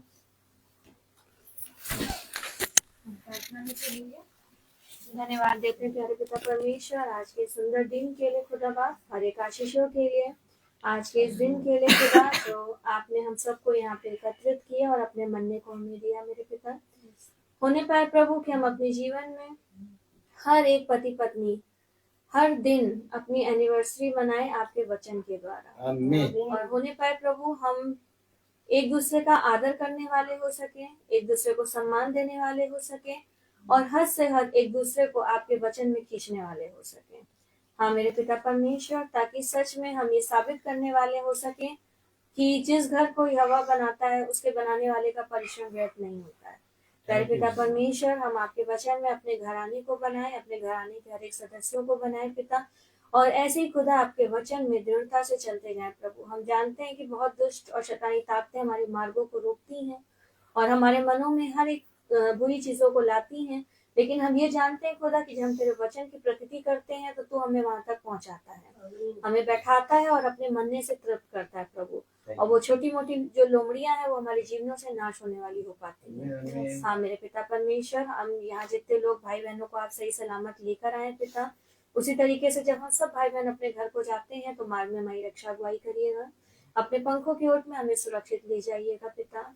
और होने पाए प्रभु की प्रिया दीदी और बंटी भैया आपके वचन में, इनका पूरा घराना आपके वचन में और बढ़ने वाला हो सके, और ये एक मन होके आपके वचन में बैठने, सुनने और उस पर चलने वाले हो सके, ताकि इनका पूरा घराना आपके नाम के द्वारा उद्धार पाने वाला हो सके। भाई के पैर को जल्द से जल्द हील कर मेरे पिता परमेश्वर, ताकि वो भाई भी खड़ा होके आपके वचन में गवाही देने वाला हो सके। हाँ प्रभु जी, जो बेटियां इस घर से दूर रहती हैं खुदा, उन पर भी अपनी आशीष रखिए, उनको भी अपने वचन में और मजबूत करिए। हम ब्लेसी के लिए भी दुआ में मांगते हैं खुदा, ये भी आपके वचन में बहुत आगे बढ़े प्रभु, और जो भी ये जीवन में चाहती है आपकी ओर से उसे वो आशीषें मिलने वाली हो सके। प्यारे पिता परमेश्वर, हम छोटे झुंड को आपके हाथ पे सौंपते हैं खुदा, जो आपका एक छोटा सा घर, एक परिवार है प्रभु जी, आपके बच्चे हैं प्रभु, जिनके घरों में जो भी कमी घटी है खुदा उसे हम नहीं जानते, लेकिन आप जानते हैं प्रभु। हर एक घर की कमी घटी को दूर करना मेरे पिता, और अपने वचन और विश्वास में हमें और मजबूत और बढ़ाना मेरे पिता। हाँ मेरे प्रभु जी, जितने भी बुजुर्ग भाई बहन है खुदा, इस ठंड के मौसम में उनकी हड्डी हड्डी की रक्षा हिफाजत करिएगा, ताकि सच में खुदा बाप उनका आशीष भरा हाथ अपने बच्चों पे यूं ही बना रहे मेरे पिता। प्यारे पिता परमेश्वर, हम आपके बेटे जो आपने दास के रूप में हमें दिया है, उनको भी आपके हाथ पे सौंपते हैं खुदा। जब इस ठंड के मौसम में खुदा वो बिना किसी चीज की परवाह करे हुए खुदा आपके वचन को आगे लोगों के घरों तक पहुंचा रहे हैं और आपकी भटकी हुई भीड़ों को बचा रहे हैं प्रभु, उन्हें पाए पिता कि और भी दरवाजे इस भाई के लिए खुलने वाले हो सके, ताकि आपके पवित्र वचन को उस घर तक ले जाएं और जो भी वहां आत्माएं हैं वो बचाई जाने वाली हो सके। और सच में मेरे पिता, हम सब प्रभु जी आपके राज में प्रवेश पाने वाले हो सके। मेरे पिता परमेश्वर, भाई के घराने को भी आशीषित करना, इनके माता पिता, इनके पूरे परिवार को, इनके पत्नी को, इनके बच्चों को आशीषित करना मेरे पिता, और ऐसे ही खुदा बाप इन्हें और अपने वचन से भरना, ताकि वो वचन ही हमें दे और हम उसे खाएं प्रभु, और हम इस पृथ्वी पर जीवित रहने वाले बन सके पिता, लोगों में बांटने वाले हो सके प्रभु, ताकि हर जगह तेरे वचन का प्रचार होने वाला हो सके पिता परमेश्वर। हाँ मेरे यहोवा पिता, जिस तरीके से आपने दिन भर हम सब भाई बहनों की रक्षा हिफाजत करी, उसी तरीके से रात में जब हम अपने बिछौने पे सोने जाएं प्रभु, तो आप अपने वचन के द्वारा हमसे बातें करिएगा और अपने पंखों की ओर में हमें सुरक्षित और मीठी नींद सुलाइएगा।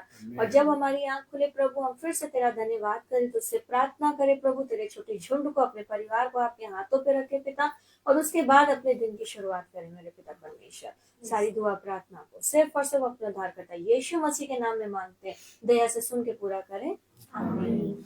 हे हमारे पिता, तू जो स्वर्ग में है, तेरा नाम पवित्र माना जाए, तेरा राज्य आए, तेरी इच्छा जैसे स्वर्ग में है वैसे इस पृथ्वी पर भी पूरी हो। हमारा प्रतिदिन आहार आज हमें दे, और हमारे अपराध हमें क्षमा कर, जैसे हम भी अपने अपराधियों को क्षमा करते हैं, और हमें परीक्षा में न डाल, परंतु बुराई से बचा, क्योंकि बादशाहत, कुदरत, प्रेम और जलाल सदा आपकी है। आमीन। अब हमारे खुदावन यीशु मसीह का फजल, खुदा बाप की मोहब्बत, पाक रूह की रिफाकत और सराहत हमें से हर एक विश्वासी जन के साथ अब से लेकर अनंत काल तक होती रहे, आमीन। धन्यवाद धन्यवाद धन्यवाद, सारी आशीषों के स्रोत धन्यवाद, धन्यवाद धन्यवाद धन्यवाद, सारी आशीषों के स्रोत धन्यवाद, सारी आशीषें आदि ऊपर से, हालेलुया। धन्यवाद धन्यवाद धन्यवाद, सारी आशीषों के स्रोत धन्यवाद।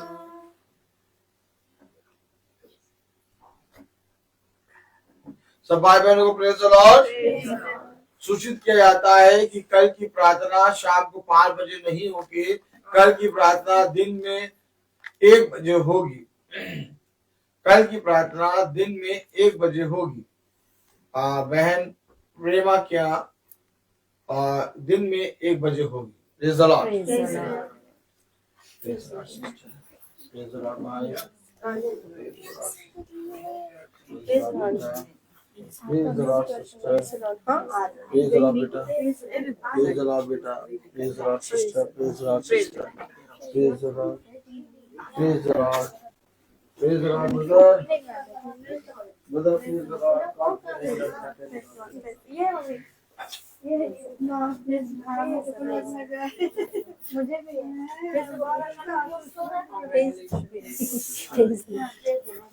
Praise the Lord.